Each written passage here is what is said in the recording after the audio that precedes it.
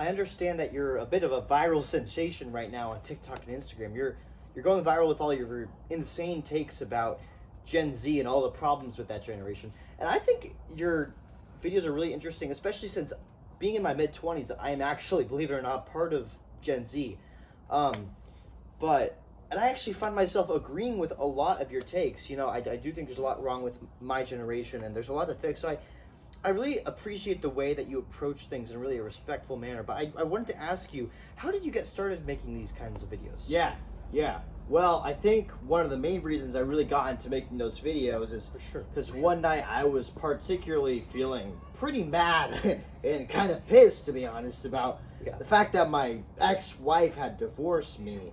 And it was having a lot of repercussions. For example, I wasn't able to take my own daughter to her prom, driving her and her boyfriend and such, and it was actually her mom who ended up doing that, even though I thought we had discussed a different kind of situation. So I was feeling a little bit sad about that. And also then I saw my daughter's prom pictures, and her boyfriend's style was just not very good, and you could tell that he had, you know, worn really clothes that would look really nice maybe, but like I just didn't think they were as good as the kind of things we were wearing in the 90s, you know what I mean? Because in the 90s all we had was basically thrift stores and whatever our mom or our dad bought us. When I was growing up in the 90s, when I was a teenager and actually a young adult too, growing up in the 90s, so it was really difficult to kind of get what you wanted there. But these kids, they just have access to everything, and still they don't really dress super well. So I decided I had seen similar videos on TikTok and Instagram where people kind of talk about their opinions in a very, very respectful sort of manner. So that's kind of what my goal was to do. And so I decided to put one of those videos out there, and then instantly I started getting a lot of recognition, going viral, and getting a lot of hate comments actually, which was pretty hurtful to me. But you know, I'm sure you know how it is in the podcast business.